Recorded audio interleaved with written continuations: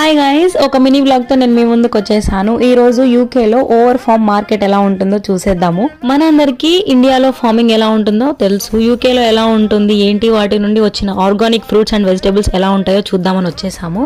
కానీ లోపలికి వచ్చాక అర్థమైంది, ఆర్గానిక్ ఫ్రూట్స్, వెజిటేబుల్స్, వాటి నుంచి చేస్తున్న ఫుడ్ అంతా చాలా బాగుంది. అన్ని ఫ్రెష్ గా అనిపించాయి. ఈ మార్కెట్ పక్కకి స్ట్రాబెర్రీ ఫార్మింగ్ ఉంది, దాని మీద కూడా నేను ఒక వీడియో చేస్తాను.